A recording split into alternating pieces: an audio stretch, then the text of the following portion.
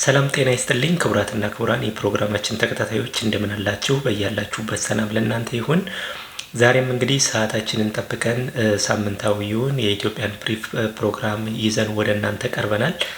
እንግዲህ በዛሬው መሰናዶችን በትኩረት የምናየው እየተካረረ የመጣውን የኢትዮጵያና የኤርትራ የዲፕሎማሲ ፍጥጫ አንስተን ይህ ነገር እንደሚወራው በሁለቱ ሀገራት መካከል ይህ ጦርነት ከተቀሰቀሰ በእርግጥ ኢትዮጵያ የአሰብን ወደብ በቀላሉ መቆጣጠር ትችላለች ወይ የሚለውን አንስተን የምንወያይ ነው የሚሆነው። እንግዲህ እስከ ፕሮግራማችን ፍጻሜ ድረስ አብራችሁን ቆይታ እንድታደርጉ እየጋበዝን ፕሮግራማችንን ሰብስክራይብ በማድረግ እንግዲህ እንድታበረታቱን እንዲሁም ላይክ በማድረግና አስተያየቶቻችሁን በመስጠት ወደፊት ፕሮግራማችን በተጠናከረ መልኩ ሊያሻሽላቸውና ሊያቀርባቸው ይገባሉ የሚሉትን ጉዳዮችን ጥቆማ እንድትሰጡን እንጋብዛለን። እንግዲህ ይህንን ካልን ዘንድ በትኩረት የምናየው የዛሬው ልዩ የትኩረት አቅጣጫ ልዩ የውይይት መንፈስ የሚሆነው በእርግጥ እንደተባለው ሁለቱ ሀገራት በቀጥታ ወደ ጦርነት ከገቡ በእርግጥ ኢትዮጵያ የአሰብን ወደብ በቀላሉ መቆጣጠር ትችላለች ወይ የሚለውን አንስተን ነው የምንወያየው። እንግዲህ እንደሚታወቀው በመጀመሪያ በእርግጥ ኢትዮጵያ የአሰብን ወደብ መቆጣጠር ትችላለች ወይ የሚለውን ከማንሳታችን በፊት የኢትዮጵያ ወታደራዊ አቅም፣ የኢኮኖሚ አቅም፣ አጠቃላይ ታሪኳ ምን ይመስላል፣ ኤርትራስ ያላት አጠቃላይ የወታደራዊ አቅም ምን ይመስላል የሚለውን አንስቶ ማብራራት የሚገባ ነው የሚሆነው።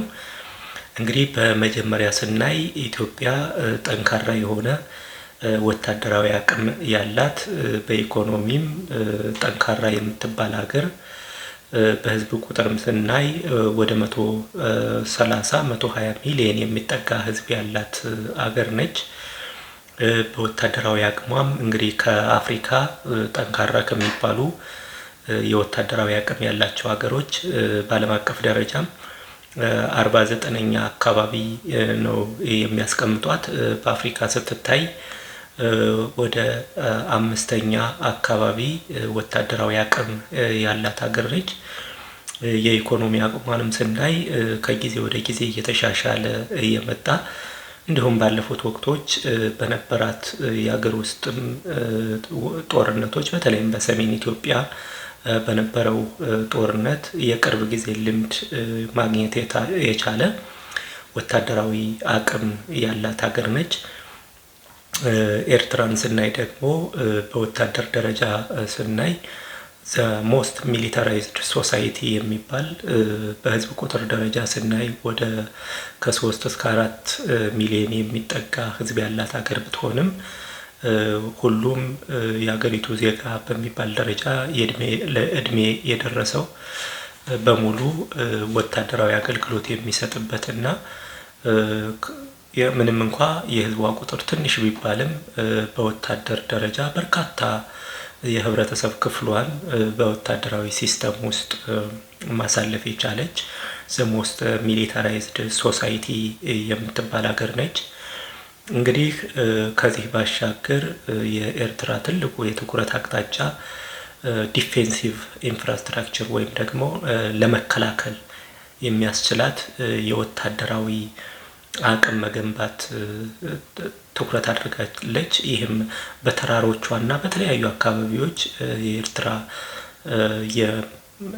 የኤርትራ ጦር ከውጭ ኃይል ሊሰነዘርበት የሚችለውን ጥቃት መመከት የሚያስችል አጠቃላይ ወታደራዊ መሰረተ ልማት ሲገነባ የቆየ ነው።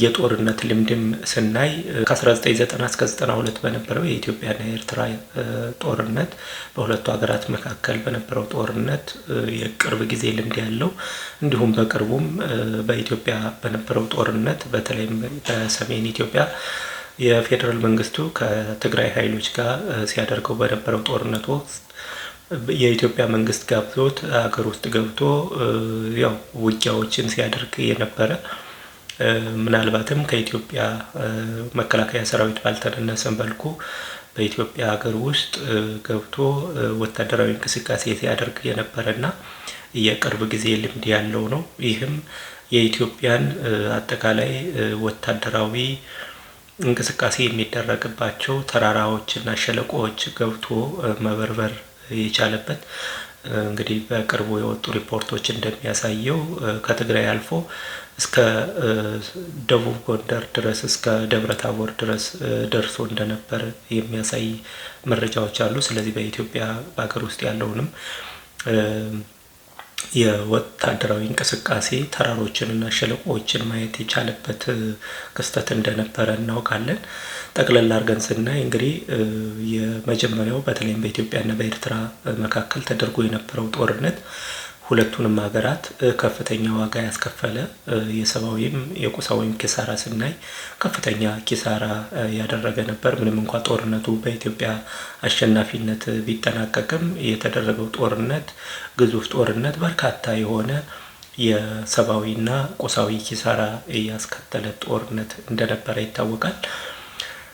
ስለዚህ ምንም እንኳን ኢትዮጵያ በህዝብ ቁጥር ከፍተኛ ወታደራዊ አቅሟም ከፍተኛ የሚባል አገር ብትሆንም እንዲሁም ደግሞ በዘመናዊ የጦር መሳሪያ ራሷን ለማዘመን የመዋጋት አቅሟን ለማዳበር ዘመናዊ የድሮን ቴክኖሎጂ ከሌሎች አቅሞች ጋር በማዛመድ የኢትዮጵያን መከላከያ ሰራዊት ለማዘመን ጥረት እንዳደረገች ይታወቃል። ታዲያ ይህ ሁሉ አቅም ስላላት ኢትዮጵያ በቀላሉ የአሰብ ወደብን መቆጣጠርና የራሷ የወጪና ገቢ ንግዷን የምታከናውንበት ጠንካራ ወደብ ማድረግ ትችላለች ወይ የሚለውን ደግሞ አንስቶ መነጋገር ያስፈልጋል። እንግዲህ አንድ ሀገር ጠንካራ ወታደራዊ አቅም፣ ጠንካራ ኢኮኖሚ፣ ጠንካራ የሚሊታሪ ቴክኖሎጂ ስላለው እርግጥ ነው ጦርነቱን ማሸነፍ ይችላል። ለምሳሌ ኢትዮጵያና ኤርትራ ወደ ጦርነት ቢገቡ ጦርነቱን ኢትዮጵያ በበላይነት ማሸነፍ እንደምትችል ይህ ግልጽ ነው። ኢትዮጵያ ማሸነፍ ትችላለች። ይህ ምንም የሚያከራክር ጉዳይ አይደለም። ነገር ግን ኢትዮጵያ ጦርነቱን ብታሸንፍ አሰብን የራሷ አድርጋ የራሷ የውጭና ገቢ ንግድ ማዕከል ማድረግ ትችላለች ወይ የሚለውን ደግሞ አንስቶ ማብራራት ያስፈልጋል።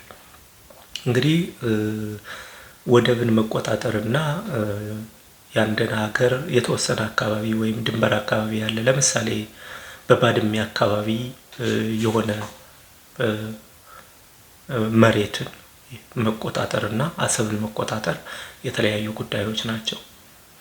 አሰብን ተቆጣጥሮ የራስ ማድረግ አንደኛ ከፍተኛ የሆነ ኢንቨስትመንት የሚጠይቅ፣ ሁለተኛ ይህን አካባቢ ሊደርስበት የሚችል ጥቃትን ተከላክሎ የገቢና ወጪ ንግድን ለማድረግ በጣም አስቸጋሪ ያደርገዋል።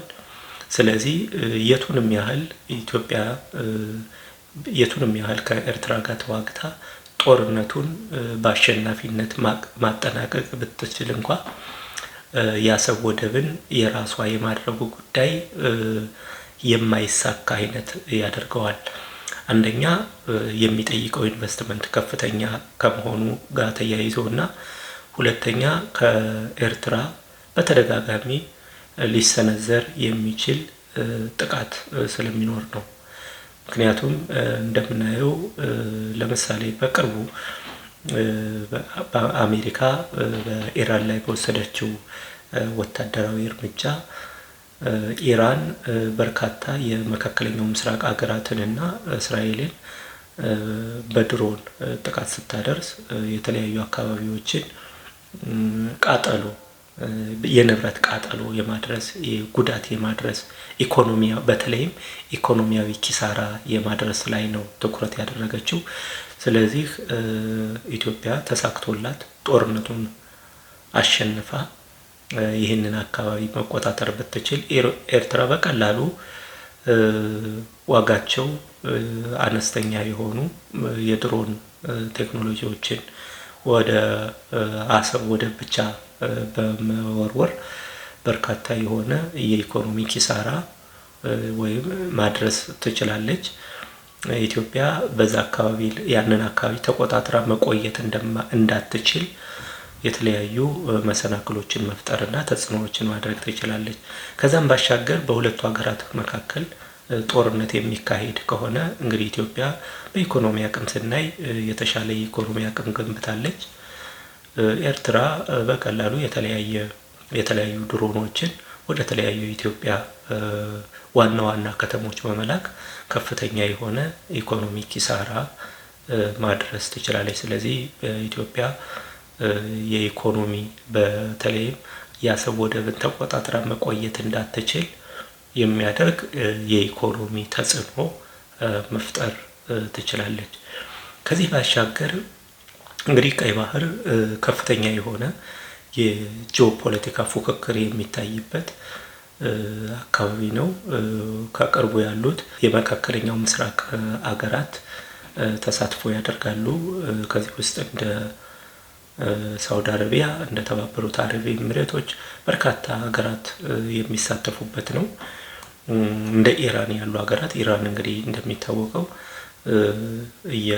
አሁን በከፍተኛ ደረጃ ተጽዕኖ እየተፈጠረባት ያለች ሀገር ብትሆንም የኤርትራ ጠንካራ አጋር የነበረች በተለይም የሻዕቢያ ከኢትዮጵያ ከደርግ ጋር ከኢትዮጵያ ሰራዊት ጋር ይዋጋ በነበረበት ወቅት ከፍተኛ ድጋፍ ስታደርግና በተለይም ለኤርትራ መገንጠል ከፍተኛ አስተዋጽኦ ካደረጉ ሀገራት ውስጥ አንዷ እንደነበረች ይታወቃል። እስከ ቅርብ ድረስም ከፍተኛ የሆነ ትብብር እንዳላቸው ይታወቃል። ስለዚህ በርካታ ሀገራት የሚርመሰመሱበት ነው። እንግዲህ ይህ የምስራቅ አፍሪካ ወይም የቀይ ባህር ቀጠና የምንለው። ስለዚህ ኢትዮጵያ በቀላሉ ጦርነቱን አሸንፋ አሰብን ብትቆጣጠር እንኳ አንደኛ ዓለም አቀፍ እውቅና አግኝታ ያንን አካባቢ ለመጠቀም ያስቸግራታል። ሁለተኛ የዲፕሎማሲ ተጽዕኖም የሚበረታባት ነው የሚሆነው። ስለዚህ ከዚህ ጋር ተደማምሮ ኢትዮጵያ አሰብን የመጠቀም በተለይም በወታደራዊ ኃይል ወስዶ የራስ የማድረግ እድሏ በጣም ጠባብ እንደሆነ ነው የሚያሳየው። ነገር ግን የአሰብን ወደብ የራሷ ማድረግ የምትችልባቸው በርካታ መንገዶች ይኖራሉ።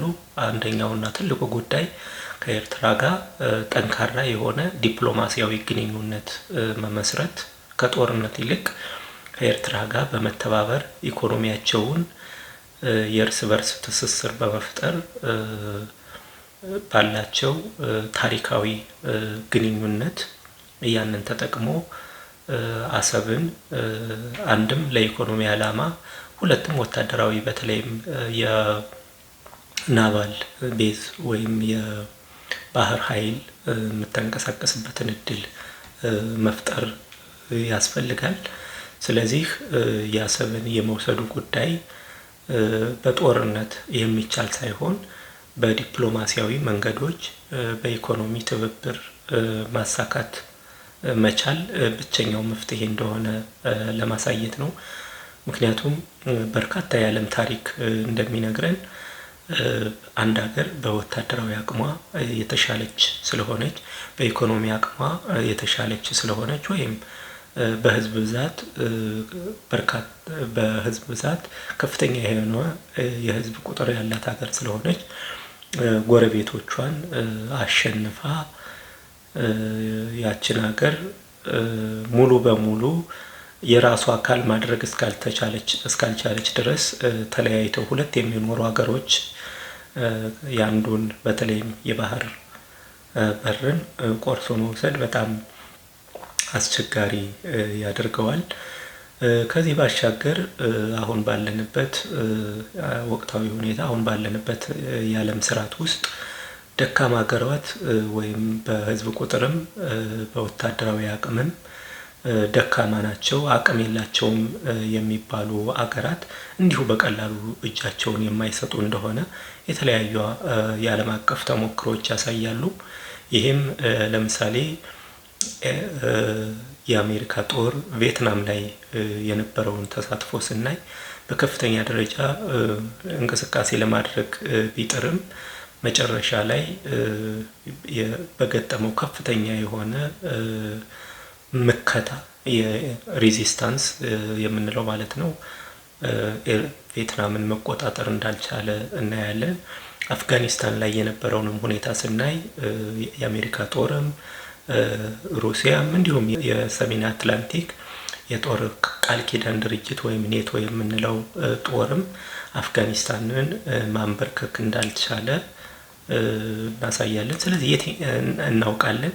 ስለዚህ የትኛውንም ያህል ጠንካራ የሚሊታሪ ቴክኖሎጂ ቢኖርህ፣ የትኛውንም ያህል የኢኮኖሚ የበላይነት ቢኖርህ፣ የትኛውንም ያህል ከፍተኛ የሆነ የህዝብ ቁጥር ቢኖርህና የትኛውንም ያህል ተጽዕኖ መፍጠር የሚችል የዲፕሎማሲ አቅም ቢኖርህ አንድን